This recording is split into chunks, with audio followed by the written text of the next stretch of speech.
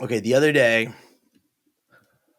I thought, you know what? I'm going to put solar panels on my house. Finally, I do this show. I'm interested in energy transition. I should put solar panels on my house, right? Maybe get a battery pack. Okay, so what do? I get on Google, right? I'm going to type in solar panels, battery packs, Washington D.C. Go, give me something.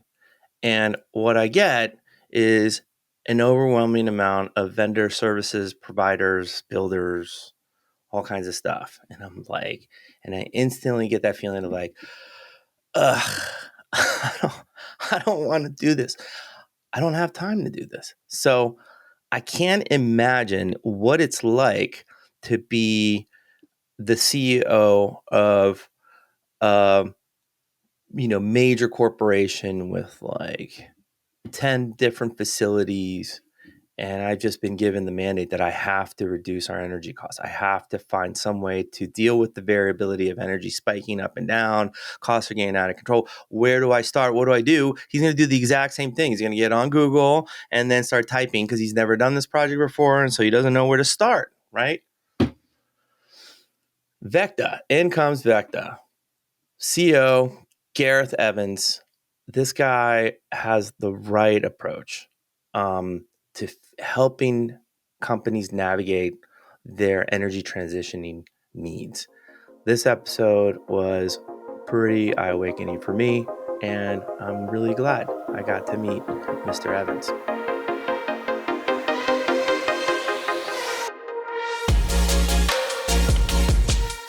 Gareth, thank you.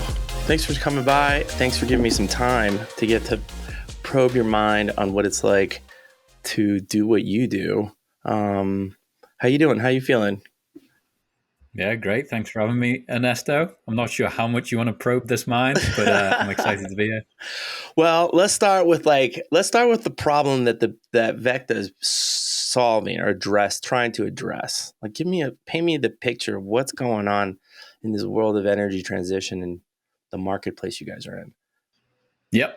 So at VECKTA, we built a purpose-built platform to help large energy consumers, so commercial and industrial business owners, to access more profitable, reliable, and cleaner energy. And the reason why this is important is we all rely on energy for every aspect of our lives. Our businesses are absolutely crippled if they don't have access to it. And the reality is the grid and the energy system that we've relied on for the last 100 years, and it's done a really good job, is now not positioned to see us successfully navigate the next few years. And we're seeing rates increasing, we're seeing outages increasing in severity and frequency, and we're seeing our customers demanding that we'll have more sustainable solutions. So we need to help businesses navigate this complex landscape, and we do that by helping them independently assess what's possible, what would be their financial returns, who should they work with in the market, and then we help them get firm competitive quotes from those suppliers. And then we make sure that we optimize their asset over the life of its over its working life. Okay, so give me a little bit of a sense of like what's driving the energy, because I run a small business, I run a home, I just plug things into the wall, and then I get a bill at the end of the day. But what's it like for the customers that are doing manufacturing or food? Those guys. What is causing the variability that they need to find alternative solutions? Yeah. So on average, our energy bills are going up 3 to 40% across the country. And so you can imagine, if you're trying to run a business, managing your operating costs is the most critical part of that. And when you've got a variable input where you have no confidence of what it's going to cost you next month, next year, that becomes a really hard parameter to work around. Just in California recently, PG&E increased their rates again. It's been year on year. So they haven't publicly kind of disclosed this to businesses, but peak demand charges for a bunch of our customers have gone up 44%. And so you can imagine, last month you had a bill that you thought was okay. Now you're seeing a bill that is significantly more expensive. It's hard to plan around that. And then we've seen over the last few weeks with some of these severe weather events, rain on the West Coast, snowstorms on the East Coast, a lot more power outages. Even just this morning, the metro line in Boston was knocked out due to power outages. So the cost of power outages for businesses in the US was $150 billion last year. On average, for every minute a business is down, it loses $9,000. And so when you're going through power outages that are even half an hour, several days, like these are very significant periods of time where it's not safe for your employees, you're missing production commitments, you may even be damaging equipment within your facility. So that operational continuity is essential. And then the last part of this is the whole world is demanding cleaner energy solutions or cleaner products. And so, especially for the business sectors that you referenced, manufacturing, food and bev, they're all selling to someone else who has a sustainability commitment. And a lot of contracts now are demanding that the products are produced in a more sustainable way. And so you can imagine for a business leader trying to think about this, how do I manage my costs? How do I ensure my power always stays on? And how do I continue to win and retain contracts? Like, it's a super complex problem statement. And we want to make it super easy because we know business leaders are very busy and we want them to focus on what they do best, which is running their businesses and not worrying about whether the energy is going to show up. I think, Gareth, I'm going to stick to services. I'm not getting into any of this manufacturing food world anytime soon. That sounds terrifying. If you got variability of your essential energy cost that can hit you month to month on a month, like a surprise, 40%, how do you plan around that? I can't imagine for the bigger the facility, the more risk, right? The more that variability can like really hurt. Right, because those larger facilities, they sail real close to the wind, right? Like their margins are razor thin. They're trying to, right, skim off the top of that thing, and then suddenly something gets introduced where an outage, or you're talking about just variable costs that you can't plan. And I think what's exciting for me, Ernesto, is like I've got huge empathy and sympathy for business leaders because they're being smashed from all angles. Like their raw products are going up in price. Their labor costs are going up in price. Their water is going. So every aspect of their business, their costs are out of control. And they have no real control over a lot of the supply chain, but they actually do have a lot of control over their energy costs. And when energy makes up between 5 and 40% of operating costs, 40% for heavy industry, 5% for even just your local convenience store, if you can actually control that metric and that input, it gives you a lot more certainty around how to plan your business. And what's super exciting about this space is there are people who want to finance these systems, build them, own them, operate them, and just sell you energy and give you a fixed price for the next 20 years. So imagine I can either take the option of continual annually escalating energy costs indefinitely, or I can lock in an energy cost today with a different supplier for the next 10, 15, 20 years. It becomes a very simple equation in my mind. I mean, I guess the only potential risk for the lock-in is like, well, what if energy costs suddenly fusion is discovered or something like energy costs floored and now you're stuck paying. I mean, the likelihood of that happening, come on, like the realities, right? And you're spot on. Like this is what business leaders will say to us, but they'll what if our utility? They'll say it out loud. I was actually kind of embarrassed that I actually say it. I'm like, really? Like, no, you're right. And the reality is that the grid we're relying on is 50 to 100 years old, and there's a very important aspect of the grid called transformers and substations, which convert high transmission power into what we receive at our businesses and residents.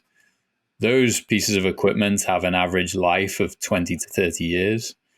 And deployed across the US today, the average life of that equipment is 40 to 50 years plus. So they're already way past their useful life.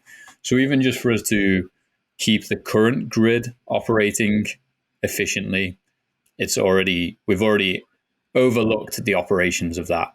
Meanwhile, in the next 5 years, our energy consumption is going to go up another 5%. For the utilities to bring big projects online, more energy, more transmission lines, more infrastructure, it takes them 5 to 10 years to build these projects. So you've got a long time before you're going to see a change. You're never going to see your costs come down, for sure. I can guarantee that. Whereas if you build an on-site energy system, you can generate and store energy right at your facility through solar, through gas, through wind. You can store it in a battery, and you can have complete control over your own destiny and still use grid power when it makes sense, or have it as a backup, or buy it when power's cheap, but not being completely reliant on it is what we advise. So here we go. Cause like, all right, now you got my attention, right? Like I have a business, say, and I am concerned that I can't plan around this cost that keeps doing this, spiking around. Okay. But now I got to look through a plethora of other systems. Like you're talking solar, wind, like that's you're like, how do I navigate that solution process? I have a hard time just picking like my next cell phone from the marketplace. Yep. So I hold on to my old cell phone as long as possible. I don't want to go and pick. I don't want to go through all the choices. How do you do that as a business owner when it's like a real capital intensive energy installation? Yeah, hey, spot on. People don't want to make large investments without feeling confident. And that is candidly why we created VECKTA. We were consultants, we were equipment suppliers, we were constructors, and we saw how the industry was broken. A business does not want to spend millions of dollars on a consultant to tell them what to do. They also don't want to be sold to by suppliers in the market trying to sell them solar or batteries or fuel cells, because they don't know who to believe, who to trust. They don't know whether, to your point, which technology actually makes sense for me. So our approach is, let's first of all help you understand across, if you've got multiple facilities, where does this even make sense? At those facilities, what should you be building? What combination of technologies? What's the business case? What technology types? How big should they be? Let's specify that. And then let's tell the market exactly what you need. And let's let the market then price that back to you. So instead of you being a passive consumer being sold to, you're now in control of the process. And you don't have to be an energy expert. We do all that for you. We give you full 20-year cash flow and analytics, all the essential ingredients to justify it to your internal stakeholders.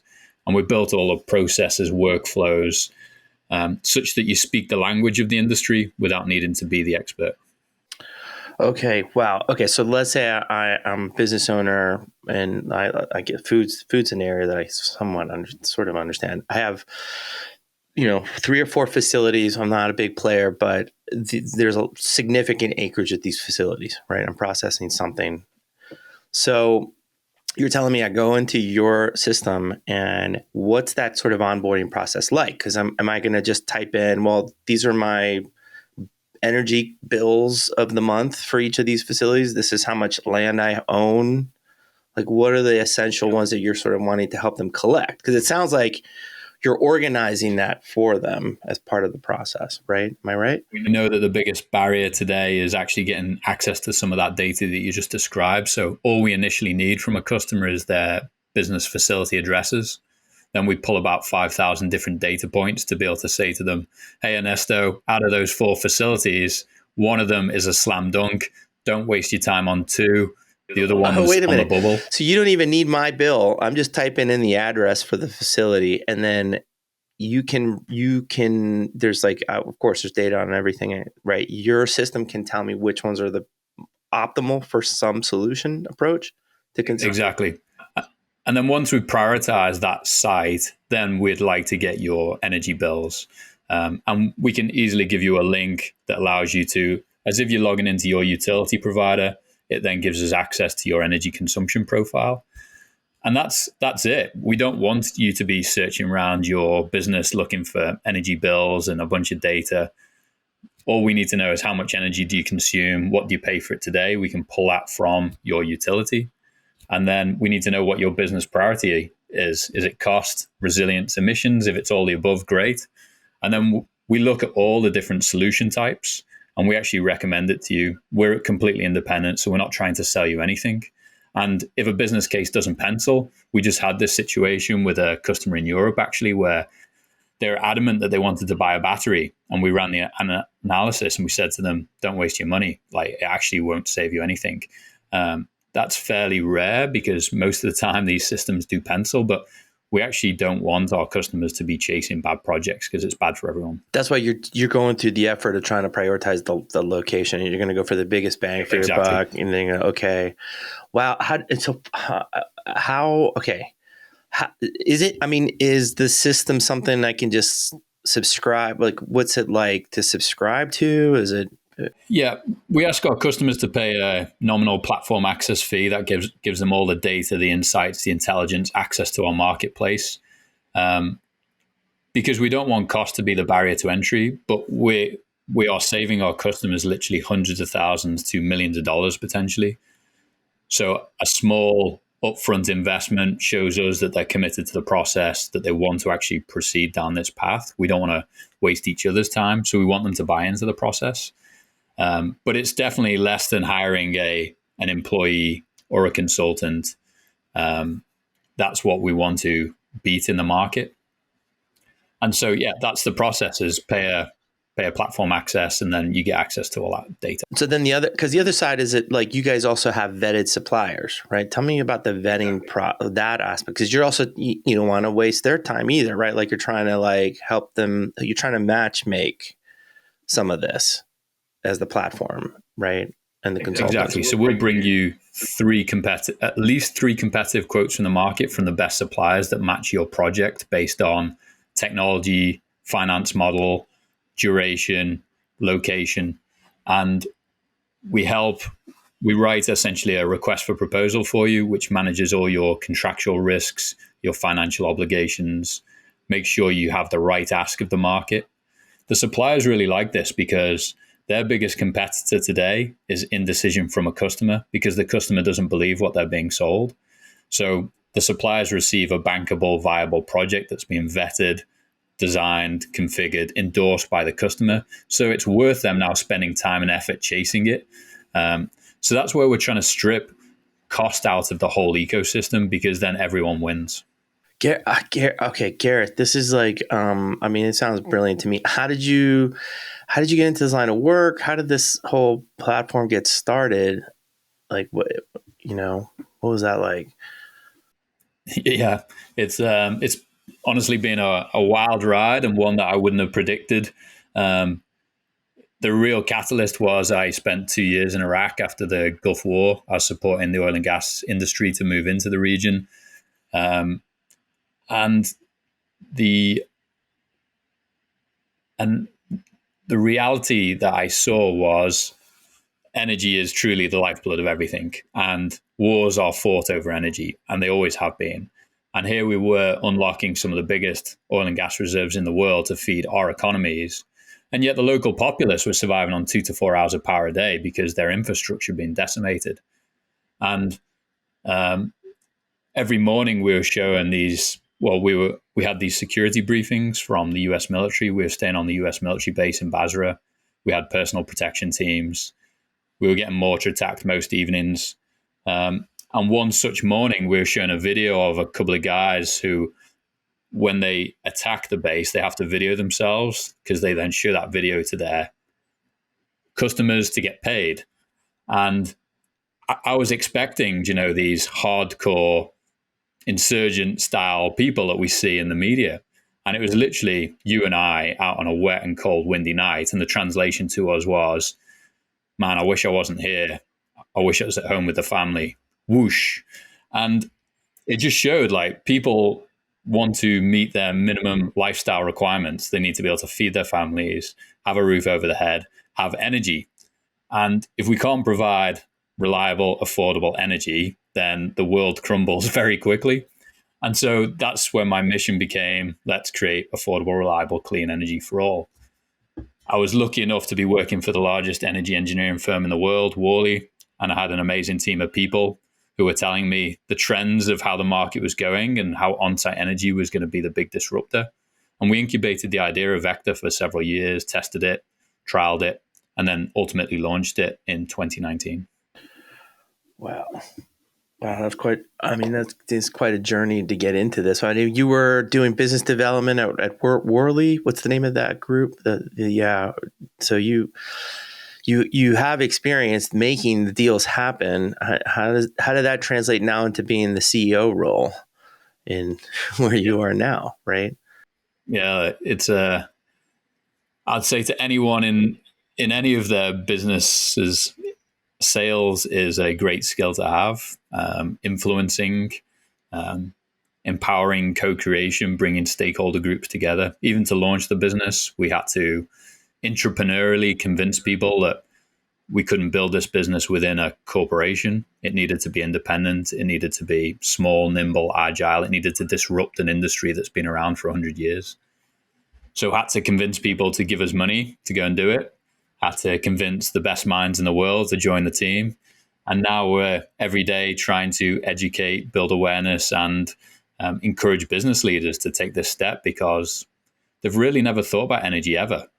And now it's becoming a very critical part of their day-to-day lives. But it's new, and they're nervous, and they want someone that they can trust and partner with. So those skills go a long way.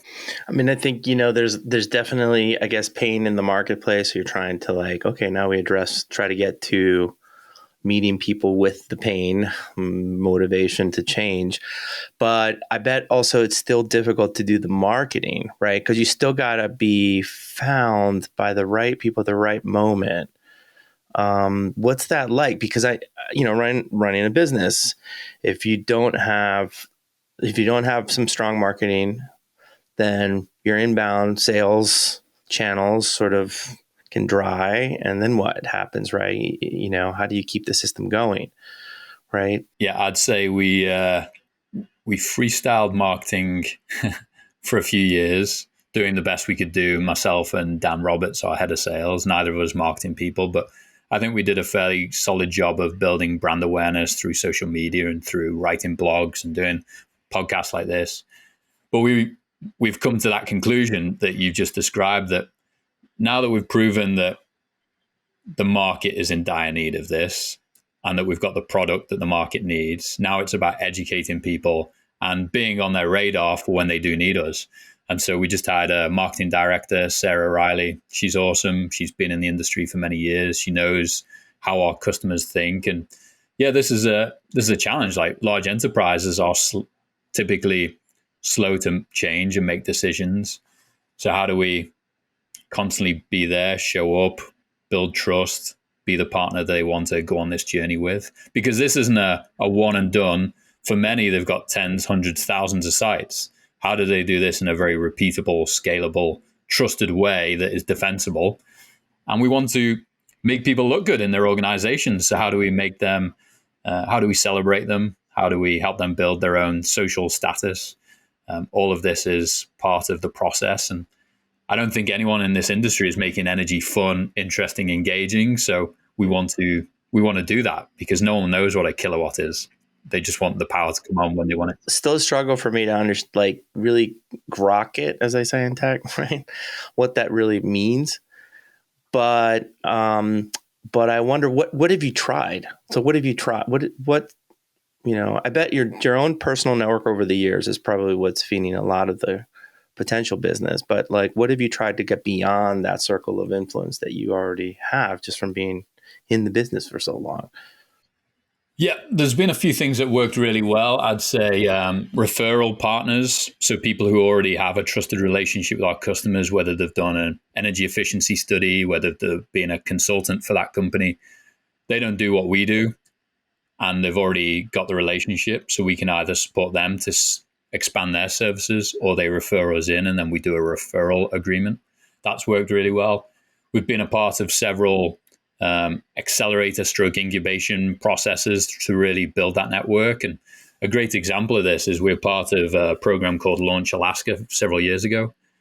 And then what we just did recently is we partnered with them. We got funding through the Department of Energy, and they're using our platform to support communities throughout Alaska to design, vote on, and then finance and get bids for on-site energy systems, because they're reliant on diesel today. They're in very remote locations. And so that's a great example. And then the other one is one of our investors runs a program called Engage. And so that invests in our business, but it's the money that sits behind that is from Coca-Cola, UPS, Delta, Goldman Sachs, Wellstar Health Group. And so they are all now investors in our business, and then they help us get access to the right decision makers in their organizations. And so that accelerates the sales process. From a pure marketing perspective, it's been everything from me doing personal vlogs, we do podcasts, we do articles, we have some small advertising campaigns, and that'll continue to build attendance at trade shows, things like that. Right. And it's because it's always hard to like really fine tune like what actually really works.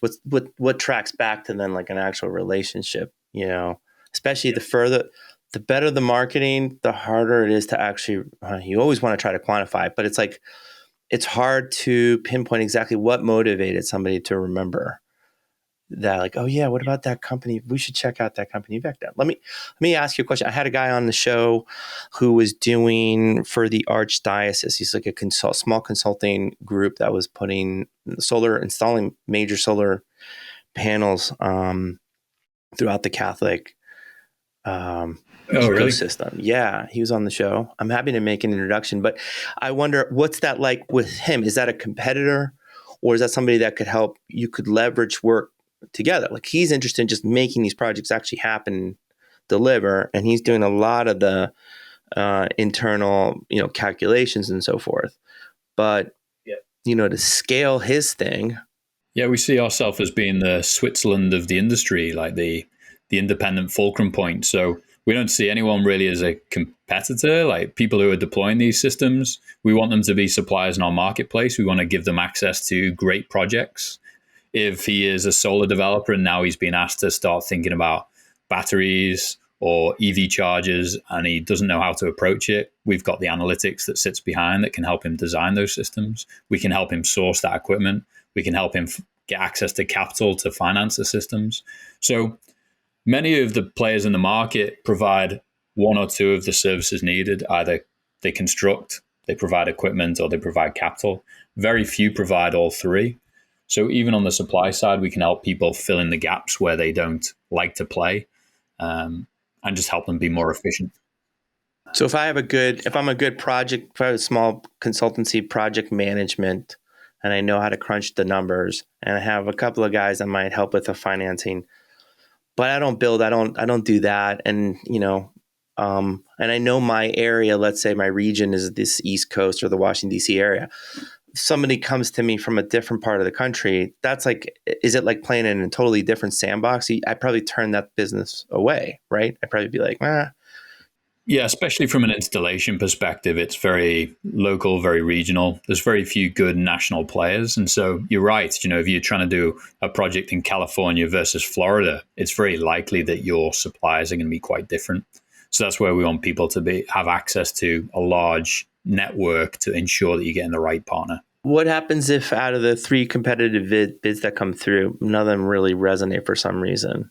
Am I then still obligated to continue with the deal making here, or what are my obligations on this whole thing? Yeah, what we like our customers to do is sign like a letter of intent to say, as long as it meets a certain parameter and it meets their business requirements, then they'll transact in our marketplace. But if we can't provide them bids that meet that minimum criteria, then they can walk away and go and do their own thing. But we've never run into that situation. And the reason why we like to do the analytics up front is the bids that come back are always within, a few percent either side of that. There's obviously variance because every supplier approaches the project slightly differently. But the customer has a really good baseline. They know what they're likely to expect to see. And then we just help them then negotiate the best deal. Because that's sometimes the part of the issue too. It's like, I don't actually know what what it'll cost. And so I don't want to show my cards of like, what do I have budget, right? Like the sales guy will always ask, well, what's your budget? I'm like, I don't necessarily want to tell you, because then you're going to just sort of backfill everything into that. Like how does that work here? How do you smooth that process out? Yep. So we will, based on your needs, wants, specific objectives, we'll tell you exactly the system that you need. and the price it would be, capital costs, operational costs. If you wanted to self-finance it, we'll help you understand what you pay if you want someone else to finance it and you're just going to pay an energy bill. So then you can make your own decision whether that's a business case you want to take into the marketplace. We're not forcing you to do that. But we don't want you to just be... You have like a pre-designed phase of this, right? I give you my address, the finance, some of that, and there's like a pre-design, like this is the typical system that could probably optimally work for this location. We actually run the analytics on every project because they are all quite different depending on industry type, location, utility tariff. The things that most influence people's business case is who they use for their energy today and what it costs them, and then how they consume that energy. Because there's very smart ways you can help them change when they consume the energy to buy energy when it's at its cheapest, or reduce their peak demand loads, which makes up a big portion of their bill. So every system is actually customized to their needs. And that's why the industry is struggling, because there is no like one design fits all. And so the cost of developing these systems without enabling technologies like VECKTA becomes quite prohibitive. So we remove all that complexity out. Do you include other not as clean technologies, like let's say gas options, things like that? Yeah, if the customer wants to look at gas, diesel, they are technologies that we consider. What we're actually seeing, though, is a lot of customers who already have backup diesel or gas generators, they're now replacing them with batteries. So, yeah, it depends on their location. If they're in a very remote location or they have a good gas connection, like sometimes it makes sense. We just looked at a system for a large oil and gas player, and solar, batteries, wind didn't pencil, but a big like gas turbine was still cleaner than what their grid power is, and it actually saves them $60 million over the next 20 years. So like these are huge sums of money. These are massive energy consumers. So we are. That's the thing. We're agnostic. We represent your best interests. Sometimes that's not the cleanest system or a completely renewable system. To have a reliable system, often it needs to be a hybrid of different technologies. And then, of course, it depends on the location, how much the sun, wind, whatever, access to that, right? Like you're just trying to, so essentially you're trying to help them optimize their energy costs so that you're reducing that variability of the cost over the long term, right? Yeah. And then giving them confidence to act. Do it. Oh, right. Helping them organize it, give them some sense of what, they should go. And then now bringing them vetted partners.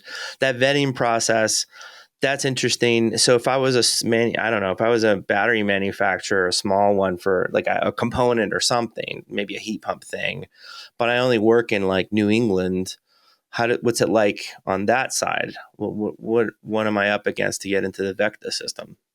So it's most of the time it's the developer or the constructor that's buying the equipment. So we'll make sure that your battery company gets visibility of who's bidding on the project, and you'll have the opportunity to propose your battery to those developers and constructors. If you only operate in the Northeast, we'll only show you projects that happen in the Northeast. So it's all about making the connections when it makes sense. None of the battery guys want to build these systems. They just want to sell equipment into them. So it's about making the right connections to the right people at the right time. And then what's the vetting process like in that for them? Like, what do I have to just like prove that my stuff works well? Like, am I talking to your team? Yeah. Vetting's based on financial position, track record, project experience, as well as the technology that you offer. But we don't, we're not going to go deep on battery chemistry or things like that. That's up to you to convince the buyer of your technology that you're the right partner. With time, what we'll be able to do is we'll be able to have, your battery company has a 5-star rating because you've done 10 projects. They're still all operating awesome. You're a validated supplier. But today we have to go on what we can glean from the market and what we're able to get from you. I would assume that probably from from the supplier perspective, it's like if this works well, finding me actual legit buyers are ready to go, pre-organized. It could probably also help with expansion, right? For some of these businesses to think about, like, oh, okay, we have a steady stream of potential prospects to buy our things, and I can get 10 conversations a month of these major things, maybe one or two actually pick us. So then I can go back to my boss, like, we need let's invest in that new facility. Let's invest in new technology because there's a stream here that we're getting to, right? They're looking. Yeah, and there's no downside for the suppliers. Like, it's free for them to be in our marketplace. Oh, really? Just free? Yeah, they only pay a success fee when they win work in the marketplace. So that's the opportunity for them. So yeah, there's no downside, but we don't open the floodgates today. We vet and validate and invite people in when it makes sense for the projects that are coming through the pipeline. But yeah, for any suppliers interested and wanting to get on the short list, I encourage them to reach out for sure. And so on the inside business side, how many sales guys does VECKTA have then to try to find people to get the biggest thing is, like, try to find the right people with property owners or, large enough businesses that are being impacted. So how many salespeople does it take to get those guys in, right? There's 5 of us today, and then marketing team, and obviously with momentum and expansion, we expand accordingly. We're hyper focused on the US today because the Inflation Reduction Act has made these systems extremely affordable. So any businesses wants to invest in them, they can get up to between 30 and 50% credits back in terms of tax credits. They can also depreciate the asset completely in the first year. So from a tax perspective, these systems become really attractive. So there's a huge amount of momentum here. So we're hyper focused on the US, but we've done projects in Africa, Europe, Australia, Southeast Asia. So we can be independent and agnostic, but our sales effort and marketing effort is mostly US focused.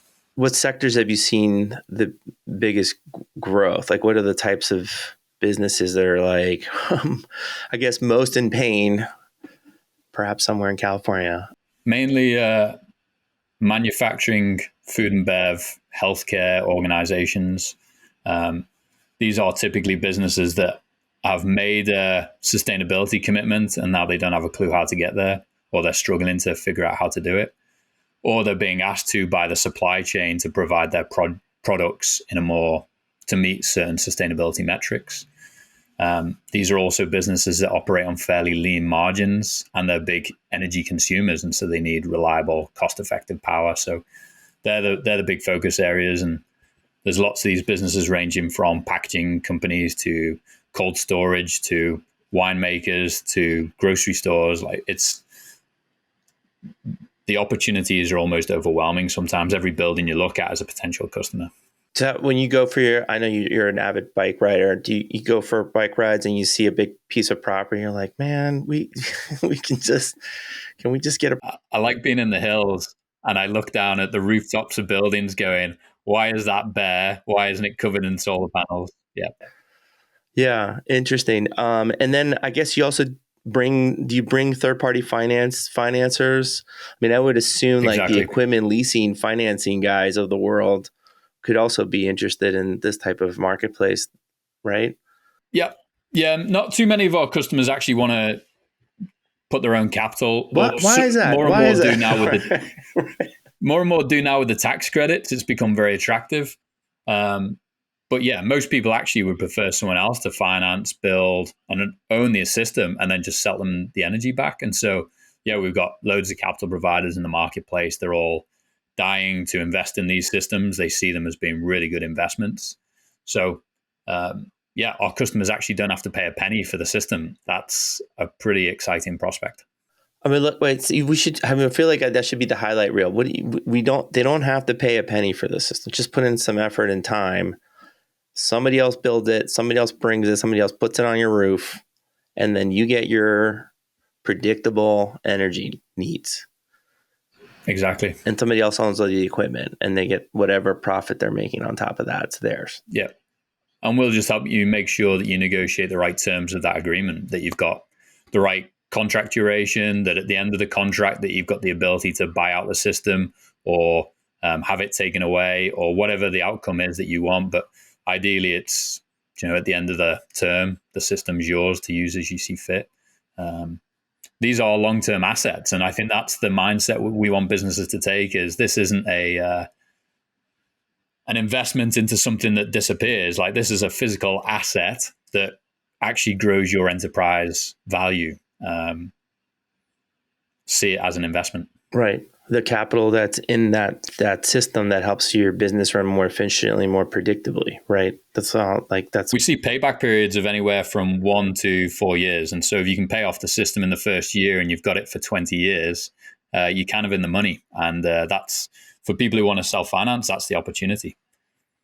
Wait, walk me through that a little bit, because hold on. So if I were to pay it back, pay off the whole system, sort of finance the 4-year term of it, and then I own it, how does that work? Say you install a solar and battery system and it costs you $2 million, but you're saving $500,000 a year in energy costs, and then you've got the tax credits and the accelerated depreciation. You could be paying that system off in like 1 to 2 years in terms of cost savings. So then thereon after, for the next 18, 20, 25 years, however long the system lasts, all those cost savings, and that's based on the utility rates today. And so you may already be saving 5, 10, 30% on average. Next year, it could be you're saving 40% versus the utility rate, 50% in the future. 20 years from now, you don't have a clue what the utility rates are going to be. So you're really kind of hedging your risks and managing your risk profile. And for us, that's what's most exciting, is business leaders get access to a profitable system. They manage their risks. They have operational continuity. They retain and attract customer contracts. They become very attractive to investors, to employees, because they're actually doing the right thing and they're positioning their business for long-term success. It sounds like just a lot of potential upsides. And I guess the only thing is, like, everybody's inexperienced with it, and they're not, it's not, you don't buy, turbine, for your wind farm every day for most people, right? So it's like it's a big decision to figure out, like, what's the right optimal. So I think a platform like yours is exactly what's needed, right? Just kind of be the in between and give me a better sense of what I'm really looking at and what's possible. And then if everything looks good, then put it out to bid and get a couple of suppliers that are looking at the exact outputs that I'm trying to achieve. It's been organized. It's easier for them. They're not going to spend a lot of time making giant proposals, or trying to get to know me. It's like, here it is. Response. Yep. And then we'll monitor it for you once it's built. So we don't just walk away at the end of that process and say, good luck, Ernesto. No, nice working with you. Wrapping it up at that point. It's like, let's make sure the system performs as promised, that performance guarantees are met, that you're paying the right amount and representing your best interest throughout that whole process. Because at some point, maybe 5 years from now, you need to upgrade that system. And we want to be able to say to you, Ernesto, now's the time. If you actually put in a battery, you're going to save even more money. Are you interested? So actually helping you dynamically monitor, update, and navigate your energy transition journey. What's it like? I would assume that once they've gone, some of your earlier customers, once they've kind of gone through some of this process, they get more familiar with it, more accustomed, and then they start thinking, oh, well, we could actually try it with this other venture or this other, and like they keep coming back, right, to this process. Yeah, the beauty is that once they've seen the process work through, they see no reason to bypass it, because they don't want to go and vet the market. They don't want to understand who they should be working with. They don't want to design the system. They haven't got the capabilities. They haven't got the time. They haven't got the interest. So, just work the process. It's minimal time commitment, minimal data entry on their side. Get visibility to be able to communicate the opportunity to internal stakeholders, and then get after it. And once they've done one and they see the value of it, then they get very motivated to keep going. What's my time frame like from like typing in the address of the facility to you guys doing all the analytics process and the data, like where I'm actually get like, here's your box of potential approaches? Yeah. I can actually give you a really good case study on this. We had a customer who came to us having had a year of frustration where he'd been approached by one of the leading developers in the market. He provided them a load of data. After 6 months, he got told what the system should look like. After 6 months of negotiating terms, he realized that the terms were not favorable towards him at all. So he got so frustrated, he got introduced to us. And within 3 months, we'd designed him a system, got him competitive bids, and he'd awarded the job. And so that's the difference is he had that confidence to act. He had the framework. He got 6 competitive quotes. He shortlisted 3. He negotiated and awarded. And, to be able to do that, in terms of our process, you could literally do that in a month. But we know that there's decision-making processes internally. People need to kind of digest the results, but we can have people results within days to weeks. We can generate the RFP literally overnight, but we like to give suppliers at least, 2 to 6 weeks, depending on the complexity of the project, to actually bid on it. So that's usually the time frame and the internal decision making. But I would think for perhaps more of your some of your sophisticated company client, the ones that are the conglomerates that have like, not just like a handful of sites, but like 1,000 of them. That sounds like really appealing to me, to be able to be more methodical and kind of go like if you do a few of these, you trust the system, then you just start moving them along. Exactly. It's auditable, it's defensible, it's multi-stakeholder. So sometimes the challenge for organizations is there's a finance involvement, there's procurement, there's legal, there's sustainability. So we centralize all the data in one platform. We give everyone visibility into what's going on, the status of the project, the insights for their particular needs. So the finance individual can look at the finance side of the project. The sustainability person can look at the emission savings. And so we want to appeal to those different user groups and make sure everyone has a single source of truth instead of operating from emails, text messages, Dropbox files. Like that's really how the industry is set up today. Wow. Gareth, that was fantastic. Thank you for sharing. What's the future like for you guys? What's like that next stage you guys are looking at, the next milestone for the business? Yeah, this year it's all about onboarding more big enterprise customers. They're the ones who can have the biggest impact. They've got the biggest portfolio facilities. That's what the product's built for. And these are complex, exciting businesses. And so we've got some big whales in the product now, and we want to make sure that translates into more opportunity. And the future is, I want every business leader in the world to think of VECKTA when they think about energy. I want to be the enabling technology that unlocks the whole market. So that's what we're shooting for. How do we support every business in the world to get profitable, sustainable energy outcomes? And make it not a scary proposition, but a big potential opportunity to grow. Yeah, exactly.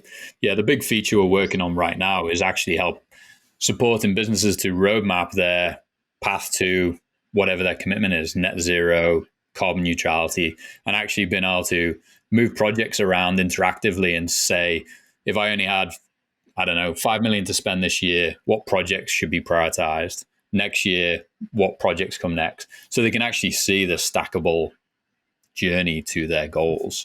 And as they move things around, what impact does it make? If we miss this year's commitments, how much does that impact our long-term goals? And so we're working with our customers to really design and iterate on that feature and make sure it really meets their needs.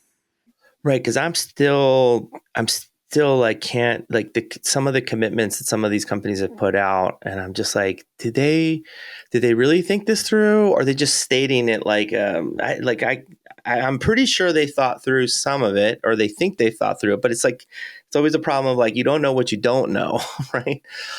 Yeah. And unfortunately, I think a lot of them have great intentions and a lot of them have been burnt because they've made these commitments. And what a lot of them have done is they've bought carbon offsets or they've bought what are called off-site power purchase agreements where they buy into a big utility solar or wind farm and they don't actually receive the energy, but contractually they're buying clean energy. And now they're being called out for greenwashing and the price of those credits and power purchase agreements are going up dramatically. So a lot of businesses, I think, had the right plan and they've made these commitments and they've realized their current plan is not going to get them there. And so energy efficiency, on-site energy, you can't you can't just source your supplies. You have to also source your electrons, like where they're coming from, right? Like it's just so much to track, and I think anything that can help dispel some of the mystery of it all and manage the technological innovation that's in this space. I think you guys are in a great spot, definitely, for sure. So I wish you guys the best of luck, Gareth, on your journey here. Thanks for coming on the show, man. Yeah, you've been awesome. Thanks for helping us build awareness and educate people out there as to the opportunities. All right. Take care. Visit throughthenoise.us for more episodes and subscribe to our newsletter.